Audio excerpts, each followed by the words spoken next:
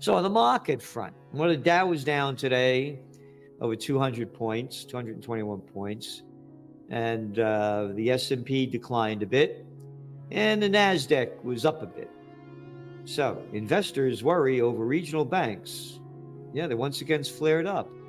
Yeah, that PacWest lost 22%. No, wait a minute. Jamie Dimon says it's over. There's nothing to worry about. Everything is cool. And they had the producer price indexes came out. The number increased just 0.2%. And that's pretty,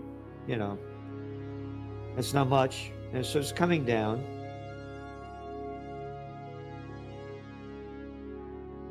Will the Federal Reserve pause their interest rates when they meet in mid-June? That's the guess on the street, and we're going to tell you where it's going. But Eurozone inflation rising. Yep, surged to 7% in April. 7%. Consumer prices rose 6.9% in March. So you see where it's going and how it's hurting the people.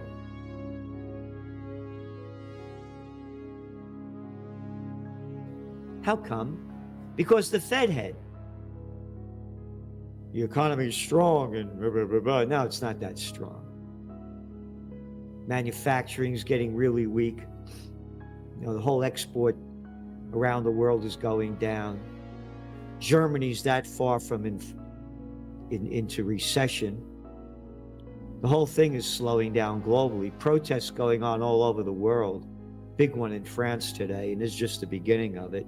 Over in Israel, week after week. No, this thing's going down big and hard. We're mentioning this because they also raised interest rates over there in the EU.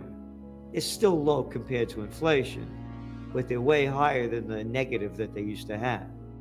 So the higher interest rates go, the deeper the economy falls. UK food prices skyrocketed. British households have been hit with a record jump in food prices. 17.8% increase in April. But don't worry about it, because the UK is doing all they can to help win the Ukraine war. So all you people of Slavelandia in the UK, don't you worry about it. We got wars to fight, money to steal, so take it easy. And what no one anywhere is talking about, other than us, is all of this inflation and all of these problems have been caused by the low-life pieces of political pricks that locked down the world. Oh, and then you had those supply chain disruptions. That's why you got this inflation and the economy's going down as they raise interest rates to stop the phony COVID war that they started. And to win it, they had to pump in countless trillions of dollars and negative and zero interest rate policy. But don't worry, people. Do as you're told. Don't think for yourself. Be a little parrot and follow what they tell you to do, like all the up here in Kingston, New York, and everywhere else, all around towns. So they're saying now they're going to let inflation go over 2%, and they made up that 2% number in 2012. But they're going to start raising it at some point because investors plow money into TIPS vehicles. Funds that hold inflation-protected bonds are enjoying their longest streak of inflows in more than a decade, as investors grid themselves for an increase in consumer prices as the U.S. economy recovers. European banks plan to slash business travel, bodes ill for airline recovery hopes. This is out of Financial Times.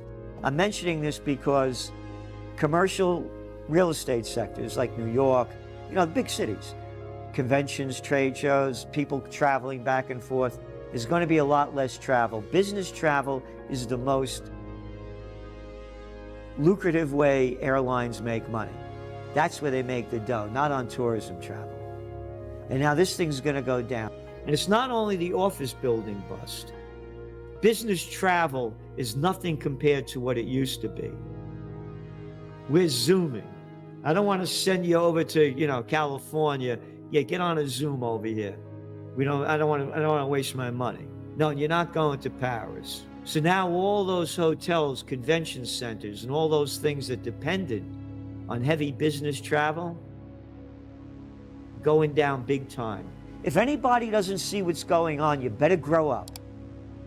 This is a takeover of our freedom like you cannot imagine, because we've never seen this in our living history. In the past, this has happened. And when you're looking at the commercial real estate sector, you're looking at a $5.6 trillion in money that they owe. And now interest rates are going up, and they have a lot of these floating loans.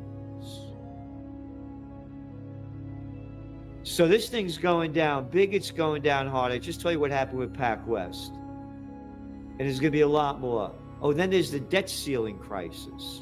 Because it's the Republicans, and I can't stand the Republicans or the Democrats. You're all to me. They're the ones that when they get in power, when the Democrats are in the president, they always make a big deal about raising the debt level. But when Trump was in, it was okay. But now with Biden in, you got a small majority in the House that are Republicans. We got to do something with this debt level, which is disgusting, by the way. We shouldn't have this. $31.4 trillion. How are we going to pay it? We're not. Which goes back to why gold is golden to me. We called the bottom of gold in September and kept saying it's going to keep rising. And then earlier this year, we said 2023, and that's what you're going to see gold above 2023 this year and going, it's going to keep going. Again, you have its ups and downs like life. I mean, So, but the long term, we see it going. And Bitcoin. Facts are there, we call that too. We said if Bitcoin stabilizes at $15,000, $17,000 range, the next hit it's going to be $25,000 and above. And here it is now at 30. To us, gold is the #1 safe haven asset. When gold went down into the 1600s a few months ago, we said this is the bottom, it's going up from now. And now it's been hitting, several month highs. Again, when they go digital, gold is going to go through the roof, because that's going to be the only real currency that's going to be accepted to pay, to transfer, because they're going to do away with all the paper money.